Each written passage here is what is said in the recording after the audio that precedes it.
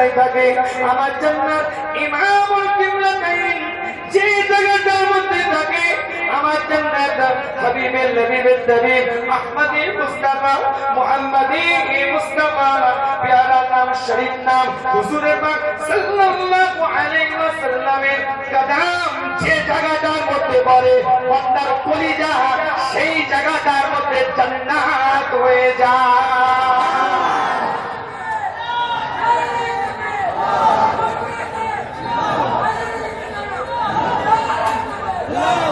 আমার জান্নাত নির্দিষ্ট কোনো নয়, জান্নাতুল ফেরদাউস নয়, জান্নাতুল মুআল্লা নয়, জান্নাতের কোনো নির্দিষ্ট জায়গা আমার জান্নাতের জায়গা নয়, মুস্তাফার কদম যেখানে বান্দার কলিজা সেখানে, নবী যেখানে মুস্তাফার পাগল সেখানে। জোরে বলে, জোরে বলে, আওয়াজ নেই। দরবারে ফুরফুরা শরীফ এসেছেন, কোন দরবারে এসেছে? যে দরবারে জমিনে পা দিলে খোদার কসম করছি, আল্লামা রুহুল আমিন রাহমাতুল্লাহ আলাইহির নিয়তে এলে, নেসার আহমদ রাহমাতুল্লাহ আলাইহির নিয়তে এলে, আপনার কি বলে সুফি আব্দুল মামুনের নিয়তে এলে, সুফি আব্দুল মুমিনের নিয়তে এলে, এই দরবারে কদম দেওয়া মানে তাদের মতো ওলি হয়ে বাড়িতে চলে যাওয়া।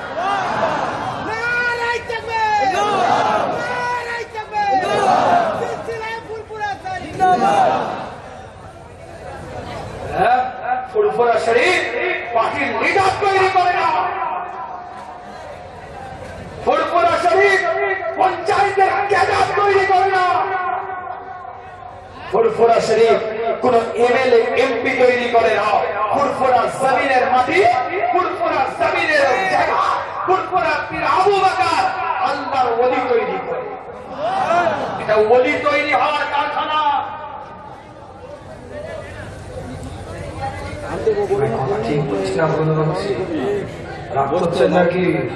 এখন তো নেগেটিভ মাইন্ডে ওয়াজ শুনতে আসে।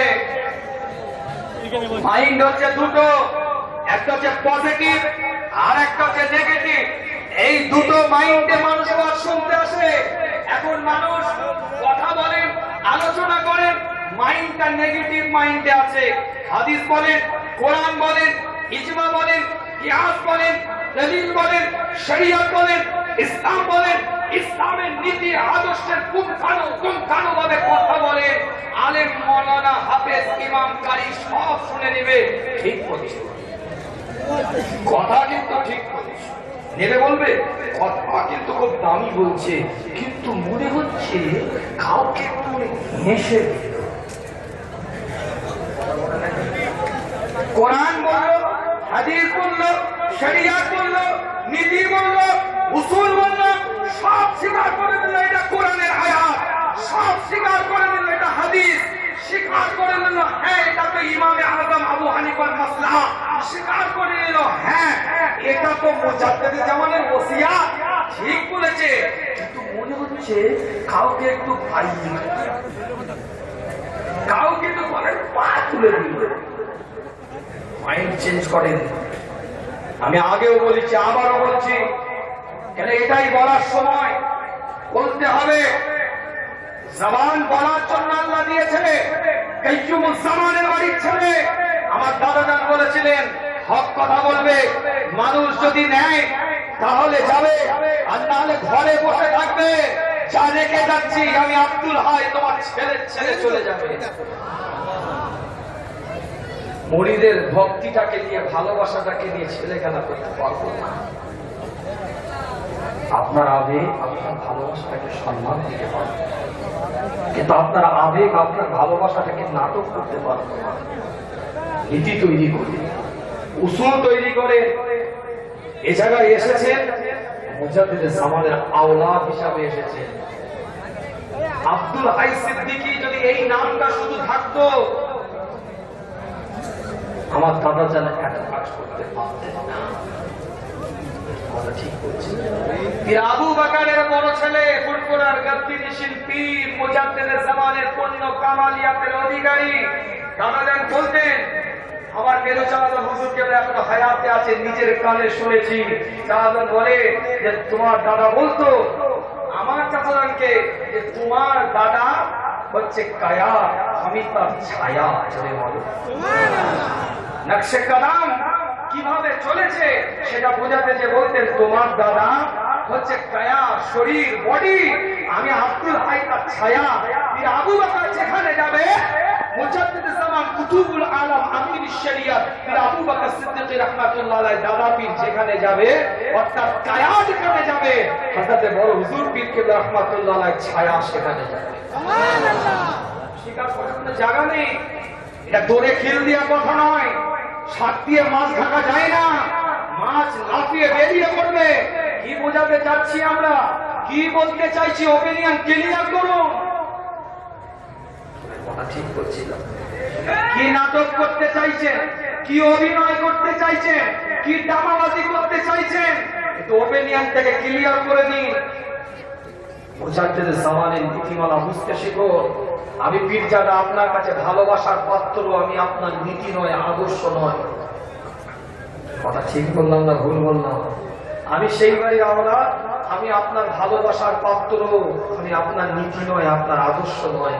আমাকে ভালোবাসবেন, কোরমা পোলাও সব খাওয়াবেন, হাদিয়া নাজরানা সব দিবেন, নীতির খেলাফ কথা বললে সম্মানের সাথে বলবেন হুজুর আপনাকে ভালোবাসি, আপনার জুতো তুলো মাথায়, আমি আপনার হাতে বায়াত নই, আমি দাদা পীরের নীতির বায়াত। চলে বলেন কথা ঠিক না?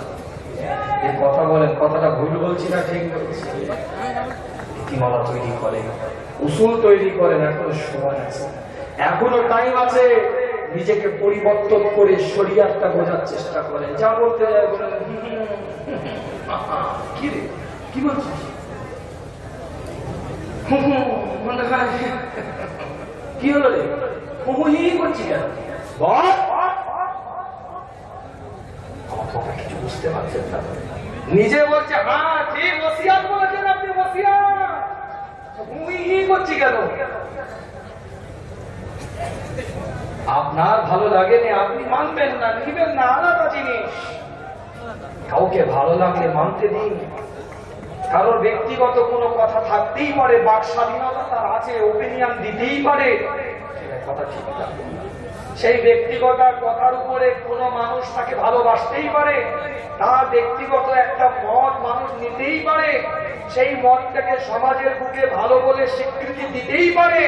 কিন্তু আমি আমার মতটাকে এস্টাবলিশ করার জন্য মুজাদ্দিদ জামানকে সাইনবোর্ড, ব্যানার আপনার লোগো হিসাবে ব্যবহার করব, এটা মেনে নিতে পারা যাবে না। আচ্ছা, এই বছরে মাস করে হজ করেছে না করেন? শরিয়াতের বিধান দুটো কাপড় পরতে হবে, ইহরাম, এই দুটো কাপড় পরতে হবে, দুটো কাপড়ের বেশি অন্য কোনো কাপড় পরা যাবে না। এটা হচ্ছে শরিয়াতের বিধান, করতেই হবে। দুটো কাপড় ছাড়া অন্য কোনো কাপড় শরিয়াতের বিধান অনুযায়ী পরা যাবে না। শরিয়াতের নীতি, এটা উসুল। ইহরাম কেন? হযরত ইব্রাহিম আলাইহিস সালাম দুটো কাপড় পরে, দুটো পোশাক পরে, পরিধান করে তিনি কাবা শরীফটাকে, ইমারতটাকে তৈরি করেছিলেন। এই কাজটাকে পছন্দ হয়ে গেছিল আল্লাহ পাকের, তাই উম্মতে মুহাম্মাদির জন্য ওই দুটো কাপড় ইহরাম হিসাবে, ইহরাম হিসাবে আল্লাহ পাক ফরজ করে দিলেন। চলে বলা যাবে না, চিৎকার দিয়ে বলা যাবে না। এই দুটো কাপড় ব্যতীত অন্য কোনো কাপড় পরা শরিয়াত বলছে চলবে না, শরিয়াত বলছে নাজায়েজ হবে, ইসলামের নীতি উসুল বলছে নাজায়েজ হবে। শুধু নাজায়েজ নয়, হজ হবে না। মাস কোথা থেকে এলো? যারা মহিলারা ইহরাম করে হজ করতে যায়, তাদের ইহরাম হচ্ছে, তাদের ইহরামটা হচ্ছে মুখটা খোলা রাখতে হবে। তাদের এটা ইহরাম, মুখটা খুলে রাখাটাই তাদের ইহরাম। এটা শরিয়াতের বিধান, মুখ খুলে রাখতে হবে। এই মুখ খুলে রাখাটাই হচ্ছে ইহরাম, মুখটা খুলে রাখাটাকে ইহরাম বলা হয়েছে। তাহলে এই বছরের মুখটা তো ওপেন করে রেখেছে নাকি? মুখটাও মাস্ক করে আছে, তাহলে হজটা হলো কি করে? বলবেন এখন জরুরাতুত তাবির মাহজুরাত, শরিয়াতের ফতোয়া মাসলা অনুযায়ী যারা হাজি মুস্তাহিদ, যারা ইস্তেমবাদ করেছে, ইস্তেহাদ করে শরিয়াতের মাসলাকে হাল করে তারা দিয়েছে, আলহামদুলিল্লাহ ভালো জিনিস বলে দিবে। কিন্তু এই মার্কসের দলিলটা তারা ইস্তেমবাদ, ইস্তেহাদ করে পরবর্তীতে মুস্তাহিদরা মাসালা পেশ করেছেন। কিন্তু এটা যদি ইস্তেগফার ইস্তেহার যারা করেছেন তারা যদি বলে যে মাস নবীও করেছে তাই আমরা করতে বলছি, তাহলে মেনে নেওয়া যাবে? কথা বলে না কেন? আমার কথাটা বুঝতে পারছেন না? বুঝতে পারেন? বর্তমান যুগে পরিস্থিতির ক্ষেত্রে মাসালা দিয়েছে, হ্যাঁ মাস পড়া বৈধ এই সময় করতে হবে, ঠিক আছে, কিন্তু নবীকে টানতে হবে। কোন আলেম, কোন মৌলানা, কোন পীরজাদা, কোন পীর সাহেব, কোন কারি সাহেব, কোন ইমাম সাহেব, কোন হাফেজ সাহেব ফুরফুরা সাইনবোর্ড, ফুরফুরা ব্যানার ব্যবহার করে বর্তমান পরিস্থিতিতে দাঁড়িয়ে কওমের স্বার্থে, দেশের স্বার্থে, জনগণের স্বার্থে, ইসলামের স্বার্থে যদি কোনো একটা মন্তব্য করে, কমেন্ট করে, বক্তব্য দেয়, সেই বক্তব্যটাকে যদি মানুষ অ্যাকসেপ্ট করে, গ্রহণ করে, করতে পারে, কিন্তু সেই বক্তব্যটা তার ব্যক্তিগত মত, ভুল হতে পারে, ঠিক হতে পারে, পরের কথা, সেই বক্তব্যটাকে স্টাবলিশ করার জন্য কখনোই বলা যেতে পারে না যে দাদা পীর বলেছে তাই আমি বলছি। কথা বলে না কেন? এখন বলবেন আপনি দলিল দিচ্ছে, কথা বুঝতে পারেন? যারা বলছে, যা কিছু বলছে, যেই বলছে, যিনি বলছেন তিনি দলিল দিচ্ছে। আর ইতিহাস, এটা ইতিহাস, ইতিহাস অনেক রকম আছে। ইতিহাস শুনবেন, চেপেরাটা ইতিহাস পড়বেন, তাহলে বুঝতে পারবেন মুসলমানদের ইতিহাসের অবদানটা কি। আর বর্তমান আপনার ইন্ডিয়ান হিস্ট্রি পড়লে ওই কয়েকটা ক্ষুদিরামের নাম পাবেন, মুসলমানের নাম খুঁজে পাবেন। আপনি ইতিহাস মেনে নেবেন? যারা বলছে পুরোটা ইতিহাস থেকে বলছে, আপনি বলবেন তাহলে আপনি কোথা থেকে বলছেন?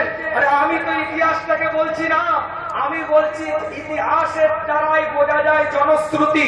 জনশ্রুতির কথা 5 রকম, 6 রকম, 10 রকম হতে পারে, কিন্তু যারা মুজাদ্দিদ জামানকে দেখেছে, যারা 5 হুজুর কিবলাকে দেখেছে, এরকম মানুষ বর্তমানে ফুরফুরা শরীফে হায়াতে আছে না? কথা বলেন, হাত তুলে বলেন, আছে না? মুজাদ্দিদ জামানকে দেখা মানুষ ফুরফুরা শরীফে এখন আওলাদদের মধ্যে আছে না?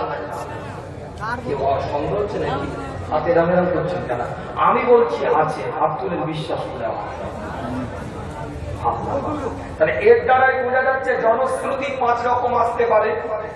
এলেম আলাদা জিনিস, ইতিহাস আলাদা জিনিস। আমার থেকে আমার ছেলে বড় কারি হতে পারে, হাফেজ হতে পারে, ইমাম হতে পারে, মুহাদ্দিস হতে পারে, মুফাসসির হতে পারে, এটা আলাদা জিনিস।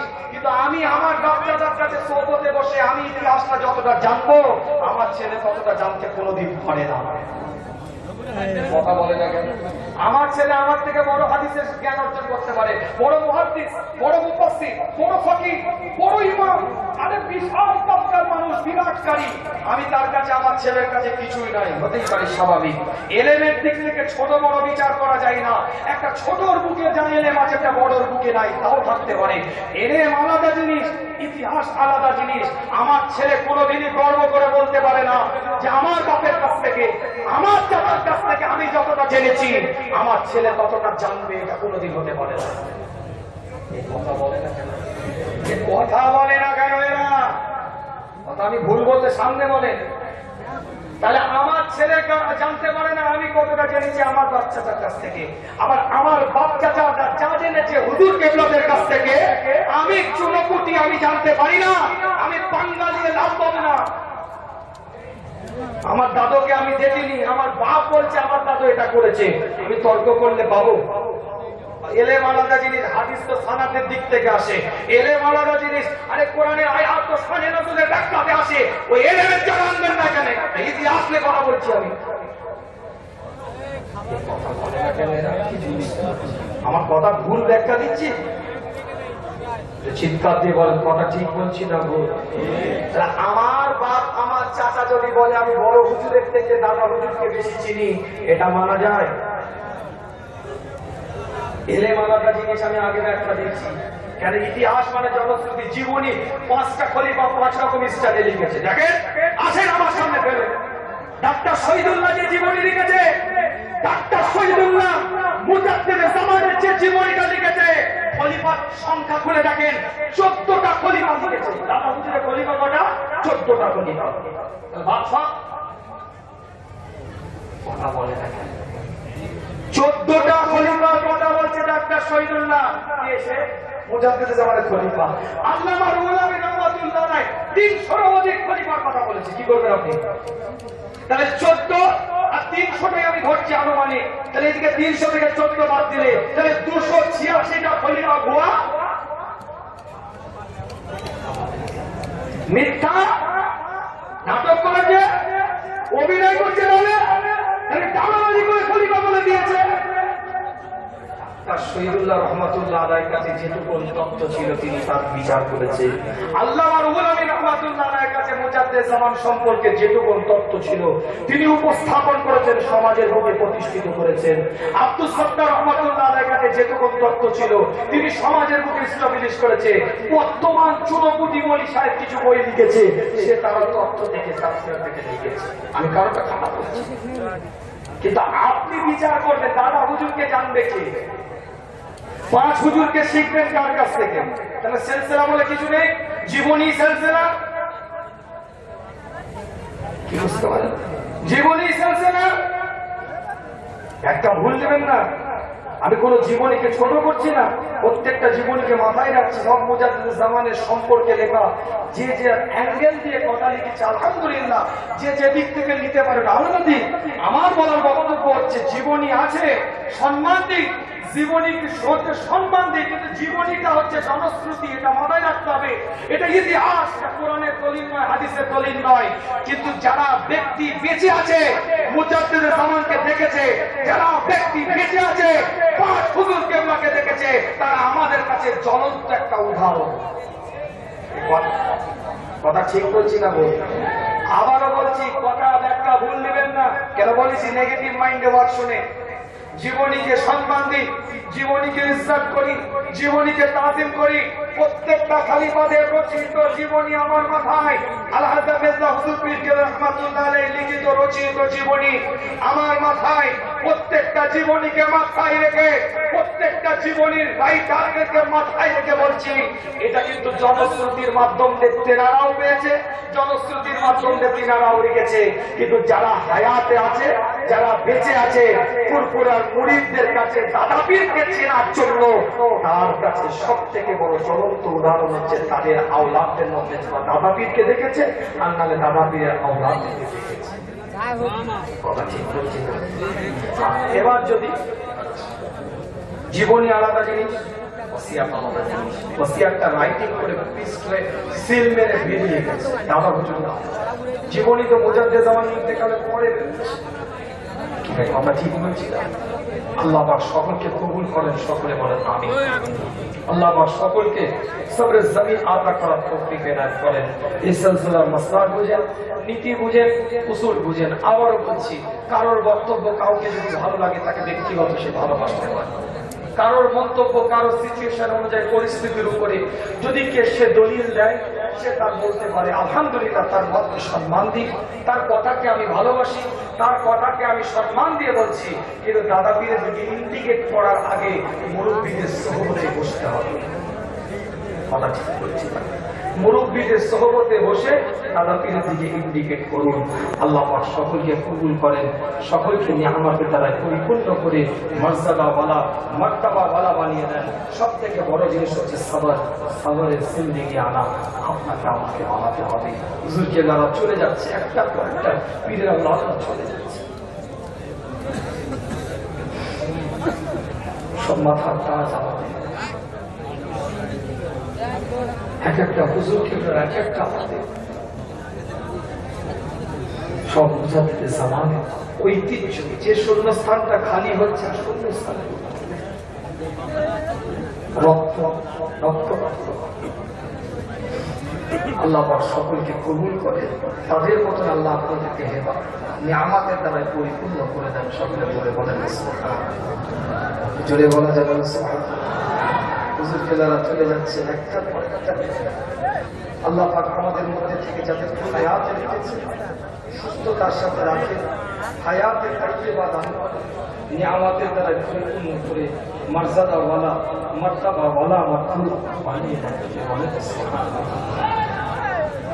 আল্লাহ নবী নবী মুহাম্মদ রাসূলুল্লাহ সাল্লাল্লাহু আলাইহি ওয়াসাল্লাম সাহাবে کرام সৌতের দিকে লক্ষ্য করে সাহাবে کرام সৌতের দিকে লক্ষ্য করে আলোচনা করে মুস্তাফা দরবারে সাহাবে کرام হুজুররা বসে আছে আল্লাহ নবী আল্লাহ রাসূল ঘোষণা দিয়ে বলে কারোর উপরে যখন বিপদ আসে মুসিবত যখন আসে আল্লাহ পাক কারোর মাল তার কাছ থেকে ছিনিয়ে নেয় কারো অর্থ তার কাছ থেকে ছিনিয়ে নেয় তার সম্পদ তার কাছ থেকে ছিনিয়ে নেওয়া হয় তাদের উপরে মুসিবত আল্লাহ পাক দেয় তাদের উপরে তাদের মধ্যে থেকে কন্যাকে সন্তানকে পুত্রকে আল্লাহ পাক নিয়ে নেয় এটা তাদের উপরে মুসিবত এসে যায় এই মুসিবতের সময় আল্লাহ পাকের বান্দা আল্লাহ পাকের বান্দি যখন সবরে জমিয়াতা করে ধৈর্য ধারণ যখন করে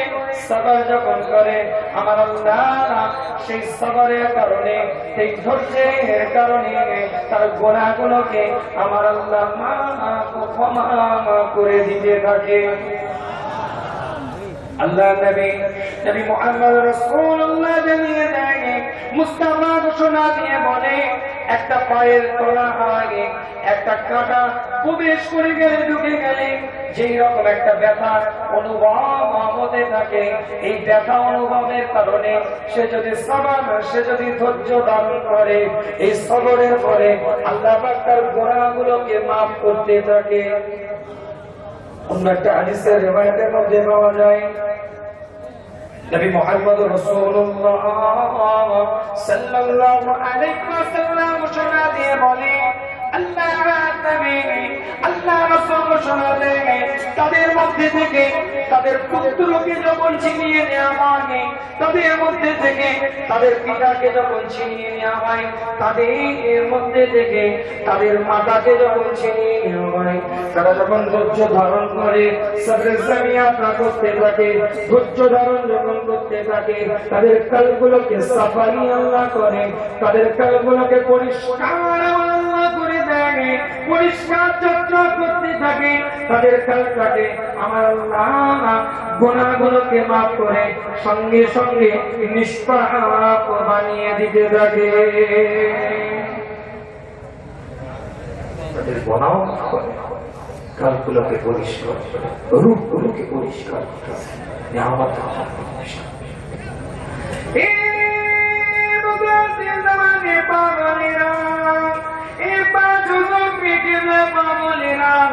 আল্লাহ ওলিদের জন্য মানুষগুলো আলোচনা বিস্তারিত আর করবো না ইতিহাস বইভাবে আপনাদের চেষ্টাতে একটার পর একটা দলিল দিয়েছিলাম আপনাদের ফিরেও না একটার পর একটা পয়েন্টের উপর আলোচনা করেছিলাম রূপটার উপর আলোচনা করেছিলাম কেমন রূপটা নিয়ে আল্লাহ দরবারে যাবে কেমন রূপটা নিয়ে আল্লাহ দরবারে ফিরে যাবে এই আলোচনা করতে করতে এই রূপওয়ালা মানুষ কিভাবে হওয়া যায় এটার উপরে একটার পর একটা দলিল দিয়েছি ওই রকম চকচকে চকচকে যেমন রূপ আল্লাহ পাক দিয়েছে ওই রকম রূপ মানুষ কিভাবে তৈরি করতে পারবে একটা পর একটা দলিল দিয়েছি মাঝখানে হুজুরকে বারে কিছু কথা আলোচনা রেখেছি কারণে যে ওই রকম রূপটাকে তৈরি করার জন্য শেষ কথা আপনাদের ক্ষেত্রে বলে যায় এই রূপটাকে যখন কাপ করে আল্লাহ পাকের দরবারে জিবরাইল সাল্লাল্লাহু আলাইহি ওয়াসাল্লাম যখন নিয়ে চলে যায় আল্লাহ পাক প্রশ্ন করে একটা হযরত জিবরাইল সাল্লাল্লাহু আলাইহি ওয়াসাল্লামের দিকে লক্ষ্য করে আল্লাহ পাক প্রশ্ন করতে থাকে আজরাইল তুই কারো পিতা জানতা কাজ করনি তুই কারো মাতা জানতা কাজ করনি তুই কারো স্ত্রী জানতা কাজ করনি তুই কারো সন্তানের জানতা কাজ করনি তুই কারো পিতা মাতা জানতা কাজ করনি তুই কারো আত্মীয় স্বজন পাড়া প্রতিবেশীর মধ্যে থেকে একটা মানুষের জান থেকে কাজ করে আমি আল্লাহ আমার দরবারে নিয়ে আসলি আমার কাছে তুই নিয়ে আসলি তারা কি আমাকে মন্দ কথা বলছিল খারাপ কথা বলছিল আমার সম্পর্কে কি গালি দিচ্ছিল নোংরা ভাষা ব্যবহার করছিল এই সময় আল্লাহ পাকে ফেরেশতা আজরাইল সালাম বলেন না মাওলানা সে কঠিন সময় তারা আপনার দরবারে তাসবিহ পাঠ করেছে বলবেন না কাকে বলবেন তাসবিহটা কি সুবহানাল্লাহ তাসবিহটা কি আলহামদুলিল্লাহ, তাসবিহটা কি আল্লাহু আকবার না, সেই সূরাতুল বাকারা দ্বিতীয় নম্বর সূরা 155 নম্বর আয়াতটা যেটা বলেছিলাম, আল্লাহ পাক বলছেন ইন্না লিল্লাহি ওয়া ইন্না ইলাইহি রাজিউন। ফেরেশতারা চিৎকার আওয়াজ দিয়ে বলেন আল্লাহ ওই বান্দাগুলো যখন ওই বান্দার রূহ বিধান থাকে, মাতার রূহটাকে, আত্মীয় স্বজন পাড়া প্রতিবেশী রূহটাকে কাজ করে যখন নিয়ে আসা হয়, তারা জবান দিয়ে বলে আল্লাহ তুমি যাতে রাজি, আমি বান্দা হও তাতে রাজি। তোমার আমানত তুমি নিয়েছো, তোমার আমানত তুমি ছিনিয়ে নিয়েছো, এতে কোনো আমার চিন্তা নাই, এতে আমি কোনো প্রশ্ন চিহ্ন করি না। আল্লাহ তোমার জিনিস তোমার হাওয়ালা করে দিলাম। আল্লাহ বাবার সময় ফেরেশতাদের দিকে তাকিয়ে বলবে আমার ফেরেশতারা ওই কঠিন সময়ে পিতা আল্লাহর সামনে দাঁড়িয়ে, মাতা আল্লাহর সামনে দাঁড়িয়ে, সন্তানের লাশটার সামনে দাঁড়িয়ে, পিতা মাতা আত্মীয় স্বজনের লাশটার সামনে দাঁড়িয়ে, স্বামীর লাশটার সামনে দাঁড়িয়ে, স্ত্রীর লাশটার সামনে দাঁড়িয়ে স্বামী, এইরকম পরিস্থিতি, এইরকম পরিবেশ যখন তৈরি হয়, তারা জবান দিয়ে কোনোদিন বলে না, জবান দিয়ে আমাকে গালি দেয় না, জবান দিয়ে আমাকে মন্দ কথা বলে না, নোংরা কোনো ভাষা ব্যবহার করে না। ওই কঠিন সময়, কঠিন পরিস্থিতিতে তারা আমার দরবার করতে থাকে ইন্নাল্লাহা মা'আস সাবিরিন। আমি আল্লাহ সত্যকারে সবরকারী বান্দাদের সাথে থাকি, সত্যকারে সবরকারী বান্দাদের সাথে থাকি, সত্যকারে সবরকারী বান্দাদের সাথে থাকি। আমি আল্লাহ তাদের জন্য জান্নাতে একটা করে ঘর তৈরি করে দেব, আর ওই ঘরের সাইনবোর্ডের মধ্যে আমি আল্লাহ লিখে দেব বাইতুল হামদ, প্রশংসাকারীদের ঘর। প্রত্যেকটা জান্নাতি মানুষ দেখে আমি আল্লাহ দেখিয়ে দেব এই মানুষগুলো কঠিনতর সময়ও আমাকে ভুলে নাই, আমার তাসবিহ পাঠ করেছে, আমার প্রশংসা করেছে।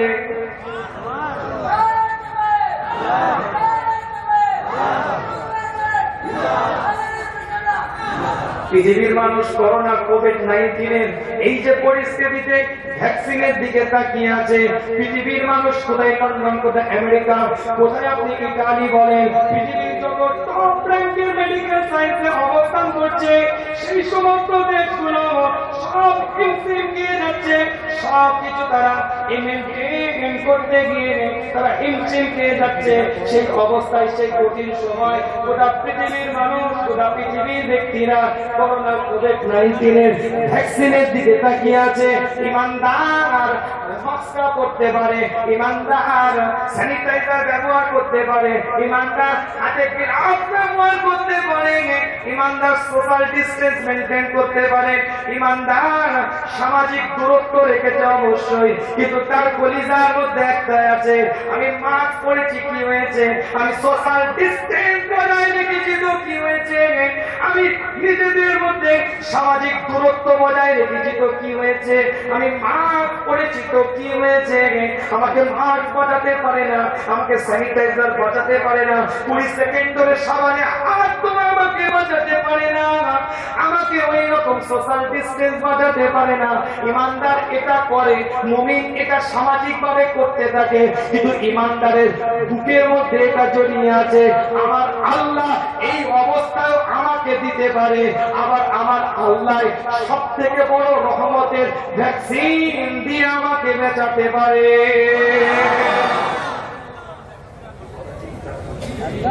হ্যান্ড স্যানিটাইজার ব্যবহার করেছি, করতে হয়েছে, মাস্ক ব্যবহার করেছি, করতে হয়েছে, সামাজিক দূরত্ব বজায় রেখেছি, রাখতে হয়েছে, কিন্তু তারপরে ইমানদার বুকের মধ্যে বাধা বেঁধে আছে। আমার আল্লাহ পারে, আমার আল্লাহ পারে, আমার মাওলা পারে, এটা ইমানদারের বুকের মধ্যে বাধা বেঁধে আছে। গোটা পৃথিবী ভ্যাকসিনের দিকে তাকিয়ে আছে, ইমানদার তার আল্লাহ রহমতের দিকে তাকিয়ে আছে।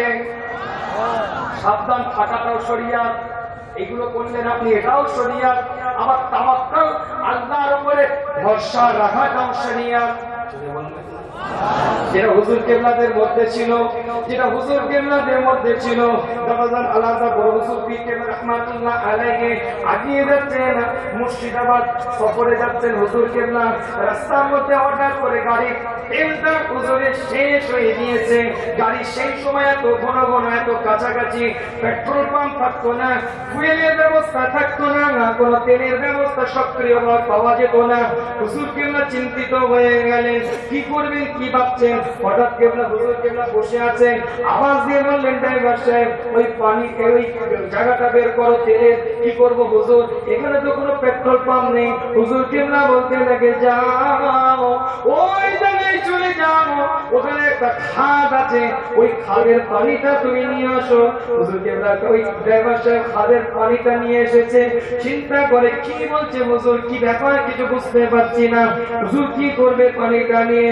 ড্রাইভার সাহেবের চেহারাটার দিকে তাকিয়ে বলে, তেল ঢালার জায়গায় পানিটা তুমি ঢালো, তেল ঢালার জায়গায় তুমি পানিটা ঢালতে থাকো।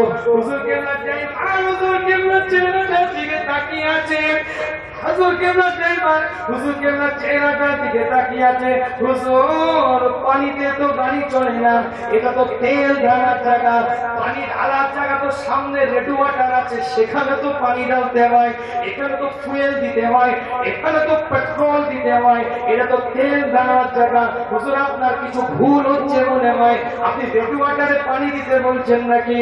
ওই সময় দাদাদার হুজুর কেবলা ড্রাইভারের চেহারাটার দিকে তাকিয়ে বলে, ড্রাইভার আব্দুল হাই ভুল বলে না, আব্দুল হাই ভুল কথা বলে না। তুমি তেল ঢালার জায়গায় ওই পানিটা ঢেলে দাও, তেলে পানি চলে না, কিন্তু আব্দুল হাইয়ের খোদার হুকুমে আব্দুল হাইয়ের জন্য আল্লাহ আব্দুল হাইয়ের গাড়িকে পানিতেও চালিয়ে দেয়।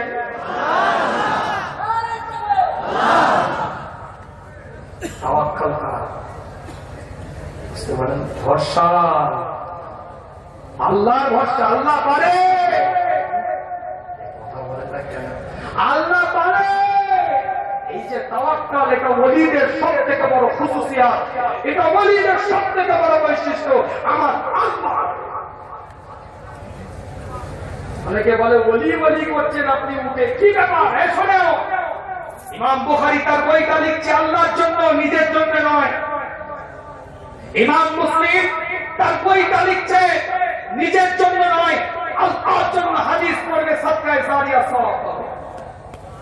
আবু দাউদ শরীফ লিখেছে ইমাম আবু দাউদ রাহমাতুল্লাহ আলাইহি, নিজের জন্য নয়, খোদার জন্য লিখবে, পড়বে, সাদকায়ে জারিয়া হবে। তাহলে বইটার নাম কেন আবু দাউদ শরীফ হলো? বইটার নাম কেন তিরমিজি শরীফ হলো?